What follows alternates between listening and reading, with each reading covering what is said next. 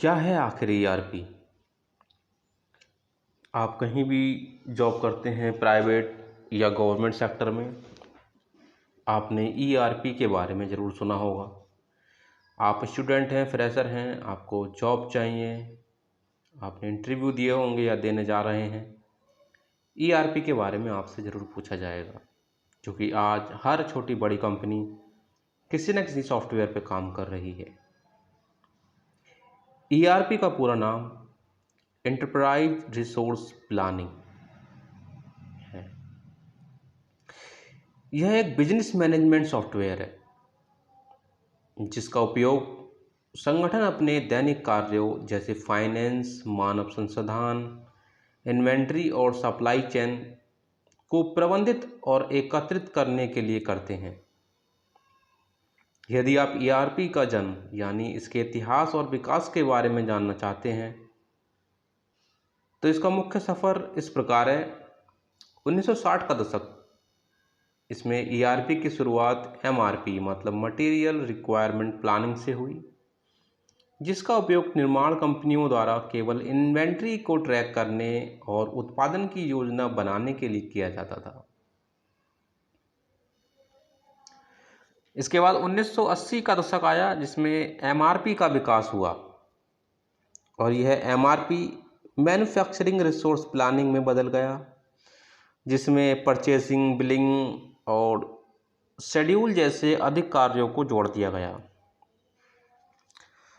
1990 का दशक, जिसमें हम मान सकते हैं कि प्रॉपर ईआरपी का जन्म हुआ। प्रौद्योगिकी के विकास के साथ गार्टनर समूह ने 1990 में पहली बार एंटरप्राइज रिसोर्स प्लानिंग शब्द का इस्तेमाल किया। यह केवल निर्माण तक सीमित नहीं रहा, बल्कि इसमें फाइनेंस, एचआर, सेल्स जैसे सभी व्यावसायिक विभागों को एक ही सॉफ्टवेयर में जोड़ दिया गया। ईआरपी आपके पूरे व्यवसाय को एक केंद्रीय डेटाबेस के साथ जोड़ता है, जिससे सभी विभाग एक साथ आसानी से काम कर सकते हैं। यदि आप ईआरपी सॉफ्टवेयर और उसकी कार्यप्रणाली को सरल तरीके से समझना चाहते हैं तो ये वीडियो आपके लिए बहुत इम्पोर्टेंट होने वाली है।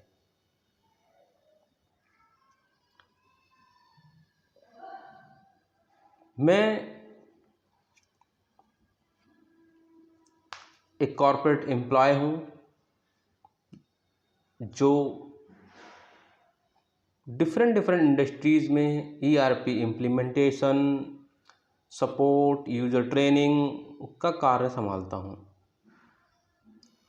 मैंने अपनी प्रोफेशनल जर्नी ईआरपी एग्जीक्यूटिव से लेके assistant manager, ERP functional consultant और अभी मैं ईआरपी मैनेजर के तौर पर एक इंडस्ट्री में कार्य कर रहा हूँ। मैंने मैन्युफैक्चरिंग इंडस्ट्री में काम किया हुआ है, मैंने रियल एस्टेट में काम किया हुआ है, मैंने आईटी कंपनीज़ में काम किया हुआ है जहाँ सॉफ्टवेयर बनते हैं, और मैंने वहाँ भी काम किया हुआ है जहाँ सॉफ्टवेयर यूज होते हैं। तो मैं आपको क्लाइंट पर्सपेक्टिव से भी बताऊंगा कि ईआरपी क्या होता है, कैसे यूज होता है, कैसे हम उसका ऑप्टिमम यूटिलाइजेशन कर सकते हैं, और आईटी इंडस्ट्रीज़ में क्या क्या स्टेप्स फॉलो होते हैं किसी भी ईआरपी को और स्मूथ और रिलायबल और कस्टमाइज करने के लिए।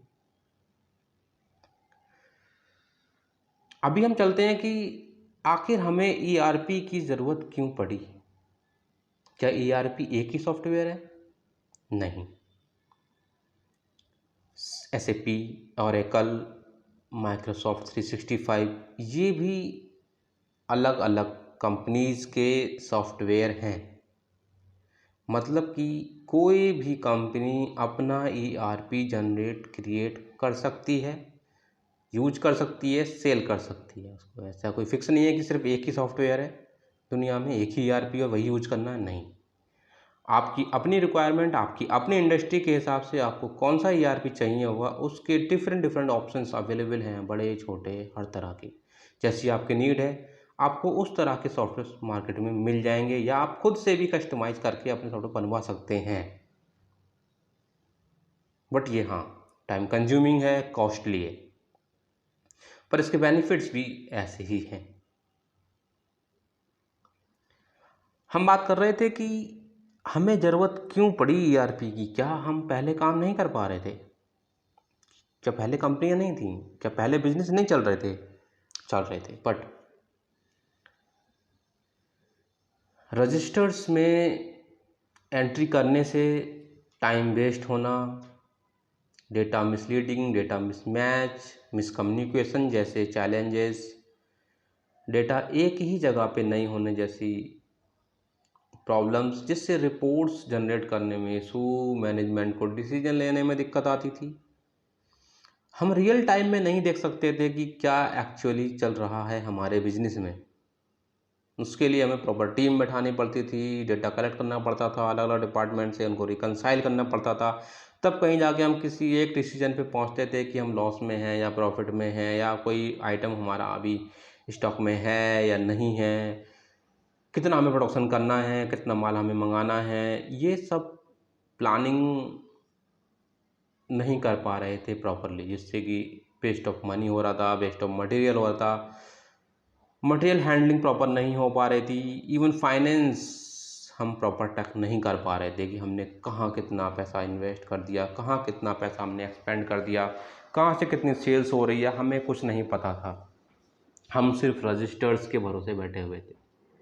कोई रिपोर्ट चाहिए है तो बैठे हुए हैं एम्प्लॉय, रजिस्टर पढ़ रहे हैं, फाइलें पढ़ रहे हैं, देख रहे हैं अपॉइंटमेंट, 2-2 साल पुरानी फाइल देख रहे हैं कि हाँ, उसके बाद कोई रिपोर्ट अगर मैनेजमेंट ने मांगी है तो वो उनको जाके दे रहे हैं। इससे क्या हो रहा था कि रिपोर्ट्स 100% तो करेक्ट नहीं थी, जिससे कि डिसीजन भी करेक्ट नहीं होते थे। आज के समय में हर छोटी बड़ी company, even government sectors, private sectors, सब ही ईआरपी सॉफ्टवेयर जैसे टूल्स यूज करते हैं।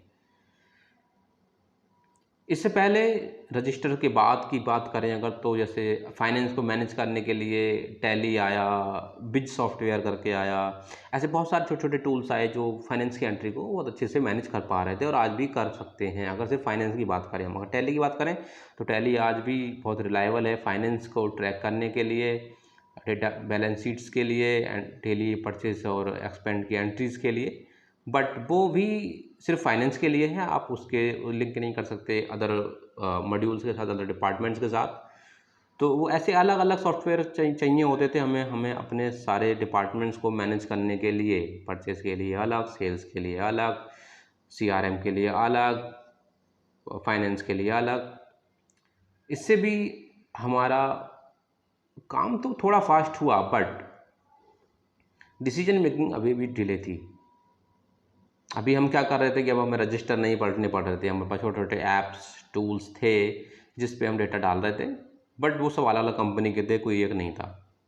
तो उनको भी हमें रिकंसाइल करना पड़ता था, सब सारे डिपार्टमेंट बैठ कर रिकंसाइल करते थे, तब कोई एक रिपोर्ट मतलब हम मैनेजमेंट को दे पाते थे, जो कि बहुत बेसिक रिपोर्ट होती थी और इतना डिटेल नहीं होती थी, जिसमें प्रॉपर डिसीजन मेकिंग तो नहीं हो पाती थी कि यहाँ बिजनेस हमारा आज कहाँ खड़ा हुआ है। आज हमारे किसी एक शॉप, अगर हमें मुझे पता करना है कि मेरा एक ऑर्डर चल रहा है, उसकी मैन्युफैक्चरिंग में कितने आइटम कहाँ तक पहुँचे, किस स्टेज पे पहुँचे हैं, कितना सिप हो चुका है, वो मैं सब नहीं कर सकता था उसमें।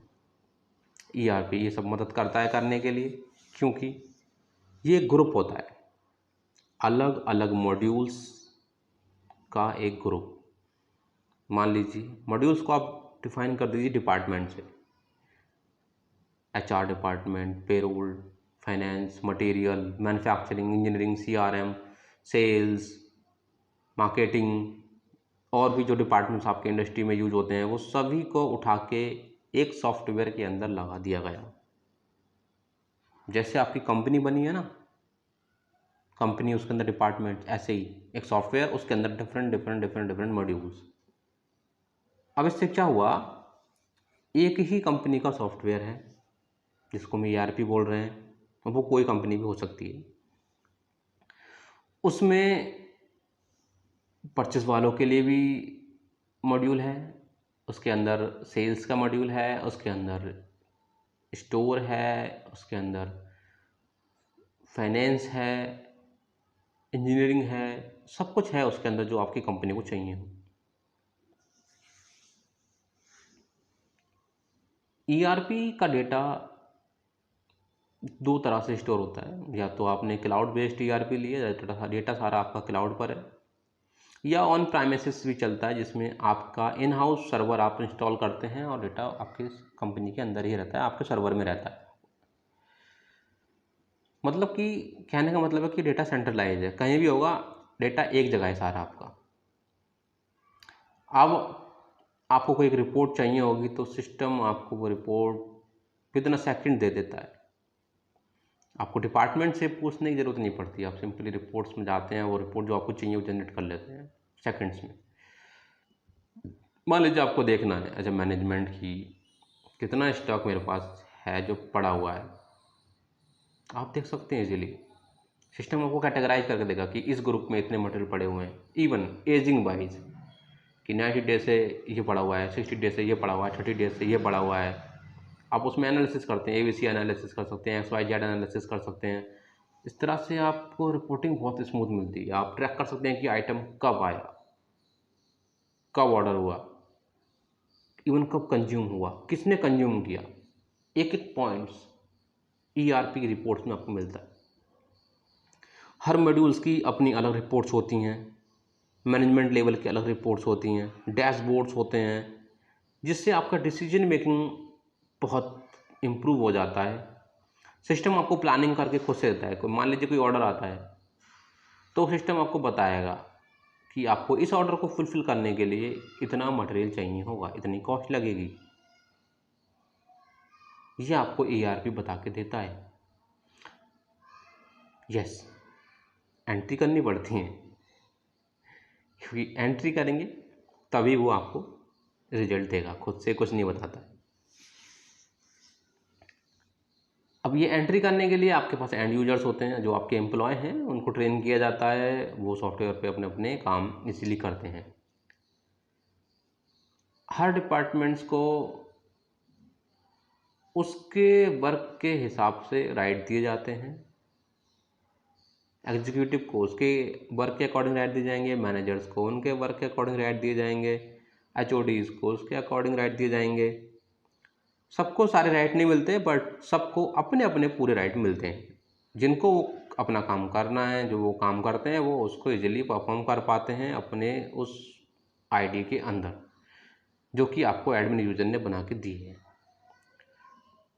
यूजर राइट्स, डेट रेस्ट्रिक्शंस, ये सारे एडमिन यूजर मैनेज करता है कि आपको कितना दिखाना है, कितना नहीं दिखाना है। इससे क्या होगा कि सारे डेटा एक ही जगह पर है, बट सारा सब कुछ नहीं देख सकते सारे यूजर्स। उनको वही दिखेगा जो उनको दिया गया है, जो वो करते हैं बस। और डेटा सारा एक दूसरे से लिंक है। अगर आप फाइनेंस डिपार्टमेंट के पास जाके पूछते हैं कि भाई मुझे बताइए इस महीने इस पर्टिकुलर आइटम पे या इस पर्टिकुलर सप्लायर पे हमने कितना माल परचेस किया, सिंपली लेजर निकाल के आपको दे सकते हैं कि हमने इस डेट में इनको ऑर्डर का बिल इनका आया है, हमने इनको पेमेंट किया है। ट्रैक कर सकते हैं कि इंडेंट कब बना, PO कब बना, कितना मटेरियल कितने कितने बार में आया, कितनी कितनी क्वांटिटी के साथ आया, डेबिट नोट, क्रेडिट नोट, सब कुछ आप उसमें इजीली देख सकते हैं। इससे क्या हुआ कि आपकी डिसीजन मेकिंग अवेलेबिलिटी बढ़ गई, डेटा सेंट्रलाइज हुआ, सारी टीम, सारी कंपनी आपकी कनेक्टेड है एक दूसरे से। ये काम करता है ERP। डिफरेंट डिफरेंट मॉड्यूल्स को मिलाकर एक टूल, एक बड़ा टूल बनाया गया जिसको हमने ERP नाम दिया, एंटरप्राइज रिसोर्स प्लानिंग। जो आपके एंटरप्राइज के सारे रिसोर्स, वो चाहे ह्यूमंस हों, मटेरियल्स हों, एसेट्स हों, सबको प्लान करके एग्जीक्यूट करता है और आपको बताता है कि आप कैसे अपने एसेट का ऑप्टिमम यूटिलाइजेशन कर सकते हैं। आजकल तो AI का इन्वॉल्वमेंट भी होने लगा है, जो आपको बहुत ही सटीक जानकारी देते हैं कि कौन सा आइटम आपका टॉप मोस्ट सेलिंग है, फ्यूचर में किस आइटम की कितनी रिक्वायरमेंट पड़ने वाली है, आपके सेल रिकॉर्ड्स के अकॉर्डिंग। इस तरह के बहुत सारे एनालिसिस आपको AI करके देता है। तो अगर आप किसी भी सेक्टर में जॉब कर रहे हैं, करना चाहते हैं, आपको अपने इंटरेस्ट के हिसाब से जो भी आपका डिपार्टमेंट है, जो भी आपको वर्क करना है, उसके अकॉर्डिंग आपको किसी भी इंडस्ट्री में जाएंगे तो वहाँ आपको एक सॉफ्टवेयर मिलेगा, आप उसमें ही एंट्री करोगे।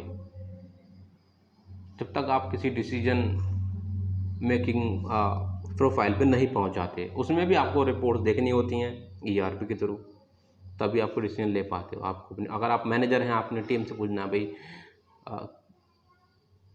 क्या रिकॉर्ड चल रहा है प्रोडक्शन में, या कितना, मतलब आज का प्रोडक्शन कितना है, डेली प्रोडक्शन कितना चल रहा है, आप सिंपली डीपीआर निकालेंगे, डेली प्रोडक्शन रिपोर्ट, पता चल जाएगा आपको कि कितने रिपोर्ट्स, कितना वर्कडन आज हुआ है, किस किस ऑर्डर पे हुआ है, क्या स्टेटस है, कौन सा मटेरियल मेरा कहाँ अटका हुआ है, किस सप्लायर ने कितना माल दिया है, कितना नहीं दिया है। आप सब एक ही पेज पे देख सकते हैं, अपनी उस आईडी पे देख सकते हैं और फॉलोअप कर सकते हैं। ये बेनिफिट्स हैं ईआरपी के, जो किसी भी ऑर्गेनाइजेशन को स्मूथली रन करने के लिए बहुत इम्पोर्टेंट रोल अदा करता है आज के टाइम में, और फ्यूचर में भी करता रहेगा, क्योंकि अब हम वापस से रजिस्टर्स पे लौट के नहीं जाने वाले। तो आपको अगर जॉब ओरिएंटेड बनना है, जानना है कि कंपनियां कैसे काम करती हैं रियल लाइफ में, सब्सक्राइब कीजिए हमारा चैनल, जुड़े रहिए हमसे फॉर रियल नॉलेज। जो आप इंडस्ट्री में जाके करोगे, जो आपको करना पड़ेगा, मैं वो आपको बताऊंगा जो कोई टीचर आपको नहीं बताता, कि क्या है ईआरपी या कैसे काम करती हैं कंपनियां। मैं आपको इंटरव्यू रेडी बनाऊंगा, मैं आपको जॉब ओरिएंटेड बनाऊंगा। धन्यवाद।